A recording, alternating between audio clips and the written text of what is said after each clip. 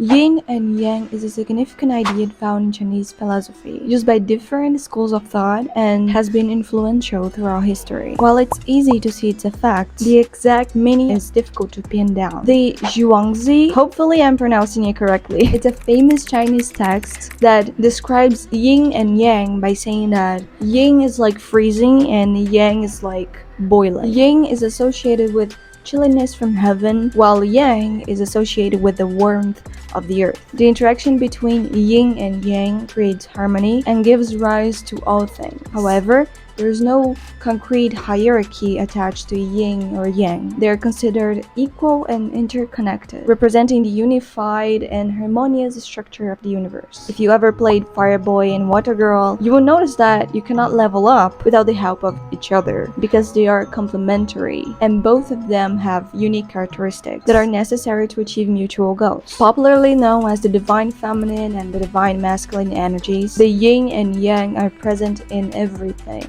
And no, I'm not talking about gender. You can identify yourself as anything.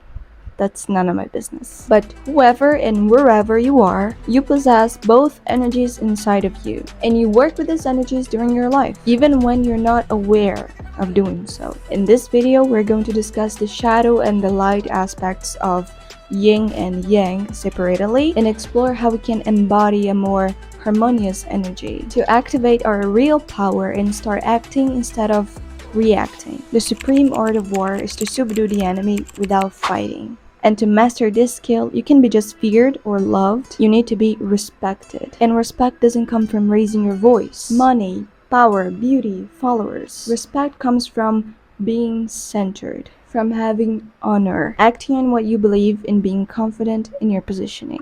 Welcome, space-time travelers, to my personal database. I am known by many names and take many forms, but you can call me Emily. And here on this channel, we're using alchemy, psychology, quantum information theory, and some philosophy too, to lower the density of our energy so we can experience a life free of worry, doubt, and fear. So which one we're starting off with? Yang? Okay, so let's start with the yang. Darkness. That's the first thing I remember. It was dark, and it was cold, and I was scared. The yin represents the feminine, receptive, creative energy. It is darkness itself because darkness absorbs everything. Female mythological figures are usually depicted as mischievous mind, a tricky energy because they are the question, the abyss that Nietzsche warned us about, the black hole that swallows everything that gets near its event horizon. Yang is associated with the subconscious, stillness, restoration, because the mother of all creation is darkness. That's what existed before anything else. The hidden and mysterious aspects of life. The healing moon, the quiet night, the siren song, endless hallways in the backgrounds. You don't know what to expect. You can tell. It's like silence that speaks louder than fear. A whisper that asks for your trust when you realize you don't need eyes to see because your path is illuminated by love. The cheerful anger of Venus, the transformation of death and rebirth. Yin is the power of intuitive feelings, self-reflection, and mindfulness that can be very helpful if you know how to work with it, but if you don't, be careful. The shadow side of Yang can manifest itself through manipulation, where trust is perceived as weakness due to its association with naivety. People that operate in the shadow aspect of their yin energy can very often be extremely jealous of others' potential. They can try to diminish others' worth by convincing them they're not good enough. They can be cold-hearted and very selfish if threatened. The shadow aspect of yin can evoke feelings of vindictiveness and a desire for destruction, similar to how mermaids lure men to drown, or Aphrodite cursing Psyche because men will leave her temple to worship a mortal, or even Light Yagami abusing the trust people have in his facade as an exceptional student to carry out unethical acts. Even though he is a man, he still operates within the shadow aspect of the divine feminine. Other examples would be when people infantilize others to ensure they're in control, like when men prefer to date women who just turned 18 because they're less experienced and, of course, easier to lead. Or when women treat others as incapable of taking care of themselves so that they can have a hold on the direction of that person's life. Think I'm not strong enough to handle myself out there. Oh, darling, I know you're not strong enough to handle yourself out there. But it can also be the other way around, where people infantilize themselves to influence others' behavior, because behaving like a child will make you look innocent and naive, inducing people to feel like taking care of you, like you're in need. You kiss me tomorrow, I'll bite your face off. Any technique used to negatively persuade someone without resorting to violence stems from the shadow aspect of the yin energy. In contrast, the light aspect of the yin energy is noticed when we trust the abundance of nature. We trust will be provided for, because what you put out, you will receive back, period. People that operate in the light aspect of yin are confident in themselves, in their ideals. They're not scared of losing because the idea of loss doesn't exist. Everything that dies, returns, transforms, energy can only convert itself into something else. They are very often positive, influential leaders because they believe in the growth of the community. They want to genuinely take care of people. You guys think this is a big joke. We've only got 1 week left before the move. I don't want any toys left behind. And they respect the decisions individuals make for themselves. Operating in the light aspect of the yin energy will make you trustworthy, generous, nurturing. You will feel the urge to encourage other people to pursue their dreams, to believe in their ability. You will feel grateful for every single part of your experience because you understand what is needed to remain in balance. And that is embracing the nuances of life. Okay, that's great, but how do we embody this light? How can we heal our shadow yang? I'm glad you asked. Well, we are afraid of what we don't know. It's hard to allow ourselves to merge with darkness, to let the flow of life carry you when you don't know where it leads. Any shadow aspect comes first and foremost from fear. And the only way to overcome fear is understanding that nothing can hurt you but yourself. And you might think it's easy for me to just sit here and say, oh, just don't be afraid. Duh. Yeah, it would be easier if it wasn't so simple, right? But it's scary when you are constantly in the limit, when you can pay your rent, when you have a chronic disease, when you don't have anyone to rely on. It's dark. I get it. But don't try to fight your fears with rage. Don't make yourself the victim. You don't need to manipulate your way to the top. You don't need to convince people they should help you, serve you. They shouldn't feel guilty for you being in the position you are. That's nobody's fault. Not even yours. And I'm not saying you can change your life with the power of friendship at all, or that I believe in meritocracy. No. The universe doesn't owe you shit. You are part of the society you blame. You gotta realize you're not in darkness. You are darkness. You are afraid of looking in a mirror because the only thing you'll see there is you. You're afraid of the dark because the only thing you're sure it's there with you is yourself. You are afraid of being alone because that means you have to be with yourself and listen to yourself. Batman becomes Batman because he's afraid of bats. Barbie has 100 professions because she's afraid of being useless, of being just a doll. So what are you so scared of? Breathe it. Let the unknown be the only thing you know very well. Allow the changes in your life to be your constant. Find the stability in the shaky ground.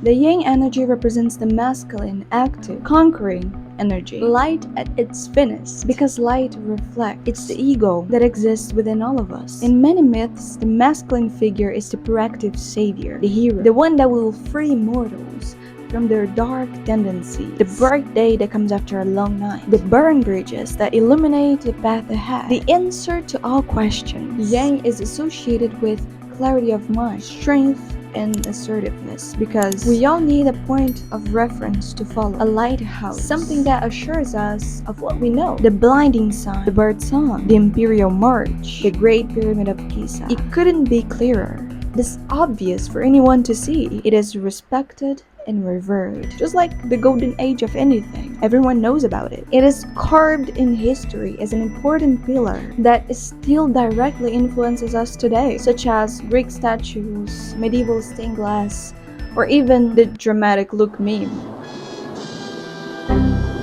Yang is the power of conscious action, demanding attention, and the resilience of problem solving. And it might sound like it's all perfect, right? What can be wrong with summer? With joyful, warm leadership. Maurice, you did not raise your hand. Therefore, your heinous comment will be stricken from the record. Yang energy is the ego by nature, and that's not a bad thing. Not at all. When your ego is balanced, you have a healthy self-esteem. You know your worth. But when you are operating in the shadow aspect of Yang, the shadow side of Yang can manifest itself through violence, where you want to win at all costs. You don't care who you have to step on or what you have to do. The only thing you care about is wearing the crown. People that operate in the shadow aspect of their Yang energy can very often be extremely explosive. They don't accept being wrong, and they will do anything in their power to shut you down. They're not subtle. They don't use calculated manipulative strategy like the shadow Yang. They are brutal and self-centered because they know they're powerful. The shadow aspect of Yang can evoke feelings of entitlement. They ignore the notion of empathy. They can't see the importance on anything else but themselves and what will benefit them. Similar to how Zeus led the Olympian gods in a great war against the Titan to take control over the cosmos, or how various political leaders make decisions without considering the subsequent consequences. Do you know when Wanda Maximoff decided to achieve her goal by any means necessary? Even though she's a woman, she was still operating in the shadow aspect of the divine masculine. Other examples would be when people try to impose their ideologies onto others by abusing their power and authority, because they feel like that's the only way the community will respect their orders. Like when parents are aggressive and scream with their children, or when people resort to physical abuse to control their partner's behavior, like locking the doors, cutting their hair, throwing objects. The person who's operating in its shadow Yang will very often behave impulsively and lose their minds when things don't go their way. But sometimes they don't express that, especially in public, because they want to keep an image, right? So there is this other side of the shadow that represses the feelings, and instead of exploding, they will be imploding. Any technique used to impose power and forceful conquer things, lands, or people stems from the shadow aspect of the Yang energy. In contrast, the light aspect of the Yang energy is noticed when we empower ourselves, stand our ground, and showcase our individuality. People that operate in the light aspect of Yang are self-assured, bold, and reliant. Others will feel drawn to follow them like a moth to a flame, because they're dominant without even trying. They look like someone who knows what they're doing, who's grounded. I thought a king can do whatever he wants. Oh, there's more to being king than getting your way all the time. They're good leaders, but not in the same way of the Yang energy. They establish boundaries and demand respect just by standing there. Nobody dares to challenge this type of leader because their energy takes space. Their world is their oyster, and the people who follow them are loyal to whatever cause they fight for. Operating in the light aspect of Yang will make you a visionary, accountable, decisive. You will feel the urge to protect your community, to train them to reach maximum strength, and never bow down to anyone who makes them feel powerless. Soldiers, don't give yourselves to brutes. Men who despise you, enslave you, who regiment your lives, tell you what to do, what to think, and what to feel, who drill you, diet you, treat you like cattle, use you as cannon fodder. Don't give yourselves to these unnatural men, machine men with machine minds and machine hearts. You are not machines, you are not cattle, you are men. You will feel unbeatable. Any obstacles that challenge you in the future will be minimal compared to those you already overcome in the past. Okay, I get it. But how do we heal if we're operating in the shadow aspect? Well, if you're operating in the shadow Yang, you probably already clicked off this video. But if you're still here, that's a Great first step. The shadow yang comes from the fear of not being heard, of not being right. The fear of being ignored that makes you pretend to be someone you're not, to feel accepted. The fear of rejection that makes you stutter when you talk to an attractive person. Inside every individual who screams, there's someone who feels left out. Inside every guy who punches a hole in the wall, there's a broken heart who doesn't know how to heal. Inside every possessive girl who tracks her boyfriend's steps, there's an inner child who was never assured of commitment. I understand your pain, the things you had to swallow in order not to cause conflict, the years you spent having lunch alone, the humiliation of having to conform to certain rules, the sadness and anger you felt when the person you loved betrayed your trust. I know. You want to put the entire world on fire. You want everyone to pay for what they did to you. And they will, but not by your hands. That's not your job. Your job is to focus on your progress. Not to be better, not to win a competition, but because you deserve it. You deserve to know the power you have in your hands to transform your life for the better. But your trauma does not give a free pass to be an asshole. You were not given that power to use against others. And if you keep doing that, this power will turn against you. Because the more you try to impose fear, the more you will push people away. The more you use your strength to punish, the more shame you will feel of yourself in the future. The more you use your authority to abuse, the more enemies you will gather. And you might be strong, powerful, wealthy, but alone, you are nothing. Just as I said in the beginning, we all have both energies inside of us. And one of our biggest challenges as humans here on Earth is to balance them both within. Yin and Yang need to work together. One must complement the other. Every time we light things up, we create a shadow. Stars only shine if there is darkness. So don't get caught up in a relentless pursuit of the cure. You're not sick. Your system is not broken. We'll talk more about how we can harmonize our energies in the next video, where we will finally understand the 7th layer of consciousness. Until then, keep being conscious about what you're doing and the reason why you're doing it. Thank you so much for watching. I hope you find the piece you seek.